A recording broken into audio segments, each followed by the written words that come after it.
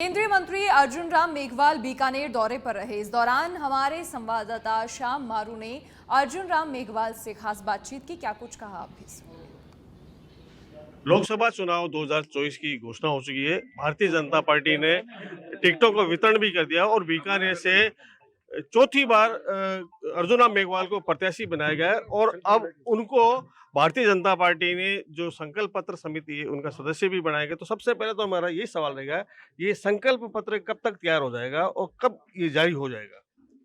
देखिए, भारतीय जनता पार्टी का 2024 के चुनावों के लिए संकल्प पत्र तैयार करने के लिए एक राष्ट्रीय समिति बन गई है।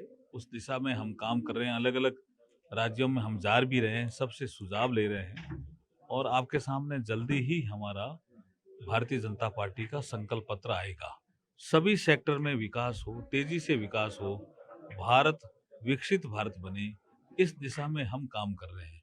तीसरे टर्म में, मोदी जी के तीसरे टर्म में भारत थर्ड लार्जेस्ट इकोनॉमी बने, इस दिशा में भी हमारा संकल्प पत्र का काम रहेगा।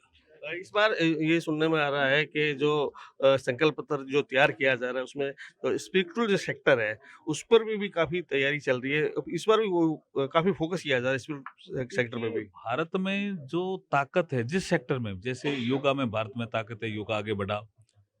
प्राणायाम में भारत में ताकत है, भारत आगे बढ़ा। आयुर्वेदा में भारत में ताकत है, भारत आगे बढ़ा। तो स्पिरिचुअल सेक्टर में भी भारत में ताकत है और बहुत मजबूत ताकत है। तो इस दिशा में भी प्रधानमंत्री जी का ये कहना है कि हम स्पिरिचुअल सेक्टर में भी दुनिया को दिशा सकते हैं। तो अभी एक बहुत बड़ा कार्यक्रम वर्ल्ड स्पिरिचुअल कॉन्फ्रेंस का हो रहा है कान्हा शांति वनम में, हैदराबाद के पास एक जगह है। वहाँ पे 50,000 स्पिरिचुअल लोग इकट्ठे होंगे पूरे संसार के और वो चिंतन मनन मंथन करेंगे 2 दिन। 15 मार्च को राष्ट्रपति जी के द्वारा उसका उद्घाटन होना है। पिछले 15 साल से आपको बीकानेर की जनता प्यार दे रही है और आपने काफ़ी काम भी करवाए हैं। अब चाहे वो भारतमाला प्रोजेक्ट हो या जैसलमेर जो रोड हो या अन्य भी काफ़ी इंफ्रास्ट्रक्चर किए। तो इसके बावजूद जो 471 करोड़ रुपए का रेलवे स्टेशन का पुनरुद्धार किया जा रहा है। मेरा सिर्फ इतना सवाल है कि वो इसके अलावा और क्या आपके दिमाग में प्लानिंग है कि बीकानेर की जनता आपको 5 साल के लिए अगर और मौका दे तो ये काम और हम कर सकते हैं? देखिए, मैं इंडस्ट्रियल सेक्टर में बहुत तेजी से पिछले 5 सालों में काम करने की सोच रहा था। जैसे पोटास समय यहाँ निकल गया, लेकिन राजस्थान में कांग्रेस की सरकार आ गई अशोक गहलोत जी के नेतृत्व में, तो गति धीमी हो गई। तो इंडस्ट्रियल सेक्टर में जो डेवलपमेंट हमारा रिसोर्स बेस्ड है, सेरेमिक्स का हम बने बीकानेर, उसमें भी उन्होंने कोई विशेष रुचि नहीं ली। पोटास के खनन और उस पे टेंडर करने में भी रुचि नहीं ली। अब चूंकि तेजी से काम हो रहा है, कल भी एक एमओयू हुआ है, तो मैं इंडस्ट्रियल हब बनाने की दिशा में भी तेजी से बढ़ेंगे हम। और बीकानेर का विकास चौमुखी विकास हो, कोई सेक्टर अधूरा नहीं छूटे, इस दिशा में ही आगे बढ़ेंगे।